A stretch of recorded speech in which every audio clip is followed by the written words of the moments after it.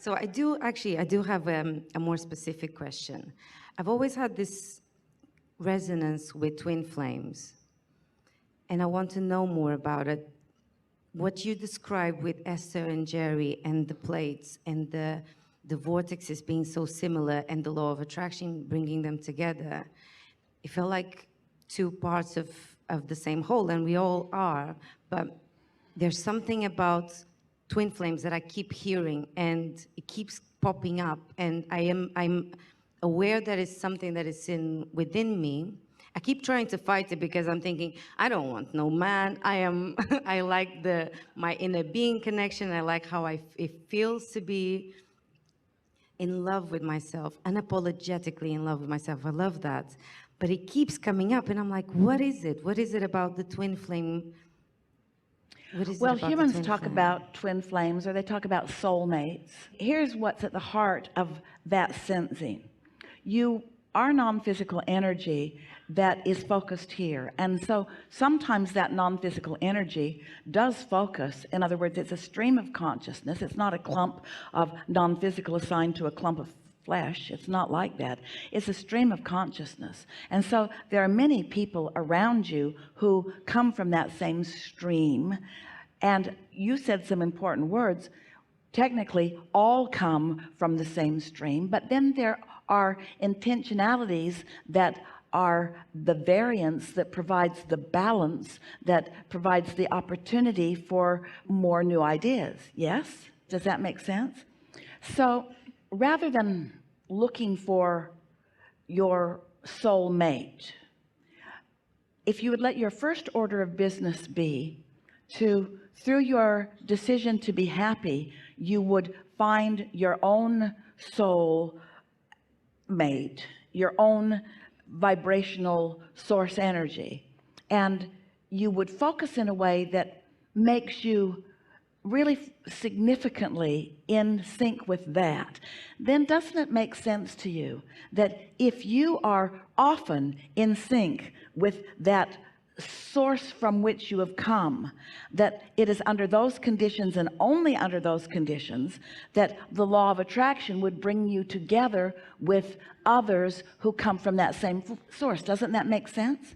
So let's speak it more practically than it really is. Often as we try to describe non-physical in a way that is meaningful to physical consciousness, we distort it just slightly because it's not quite like that. But let's say that you do have a soulmate or a twin, and you're both coming into physical experience, and you're born in different parts of the world, and you're born to different parents, and you're born with different intentions, and you're living different lives, and the contrast is serving you, and you're each individually discovering who you are from your interaction with life, and you innately want to feel good, and so you are finding more and more reasons and desires to move in the direction of what feels good, and you discover the power of meditation and really hooking up with who you are, and you're tuned in, tapped in, turned on a lot of the time, but the other one isn't. The other one is still in struggle. So you're in harmony with the soul of who you are, but the other is not. So law of attraction is not going to put you together,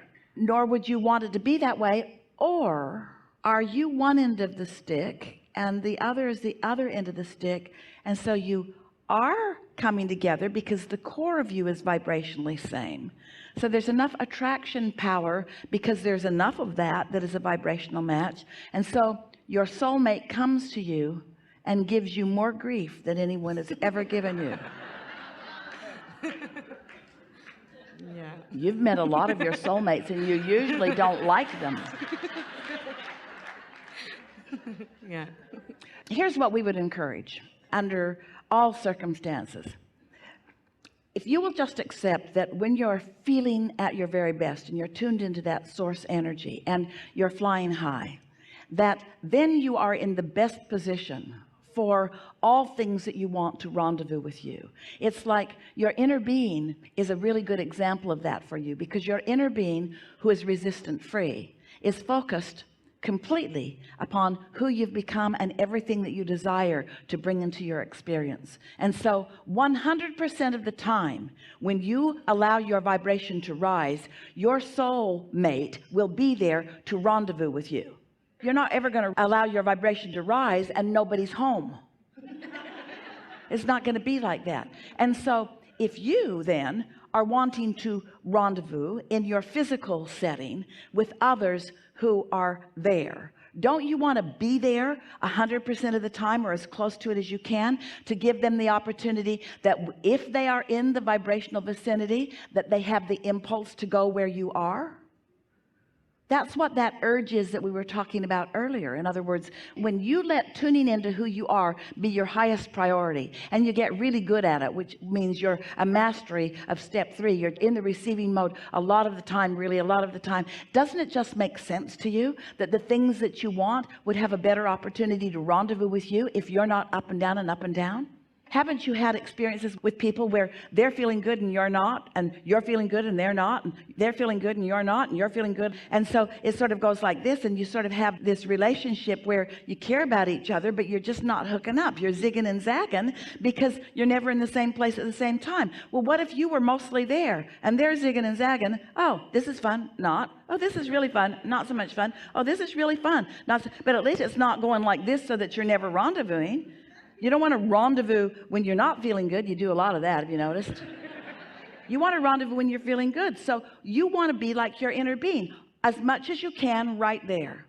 Years ago, Kate was really little, granddaughter Kate, and she was at that time an only child. Her little brother wasn't there yet, and every night she crawled in bed with mom and dad, and every night they said, tomorrow night we're going to stop this.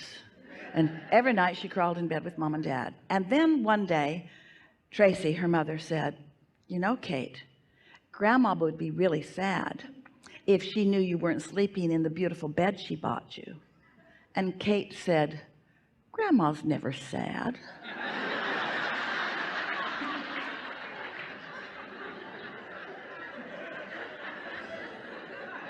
Isn't that how you want to be? In other words, she knew the foolery of that statement. You're not going to manipulate me with that. And so that's what we're getting at when that's your intention to feel good, which is the way you started with us today, which is all you ever got to do. You've lived enough life that all the step wanting, or enough of it to keep you busy for 20 or 30 lifetimes, is already in place.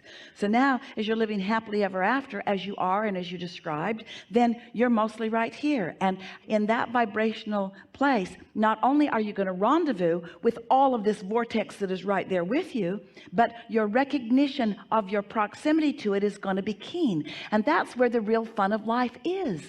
You wouldn't like it. You really wouldn't. If in every moment of every day, everything that you'd ever wished for or wanted was right there surrounding you, you really would be trying to get away from a lot of it.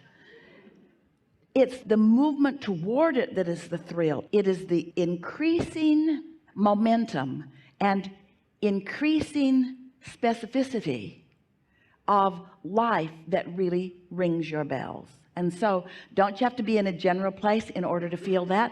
Don't you enjoy your meals more when you're just a little bit hungry? If you were satiated all the time, if you were full up to your gills, would you really want, this is the wrong group to speak to about that. So you get the point of what we're talking about. Yes, yes, I do.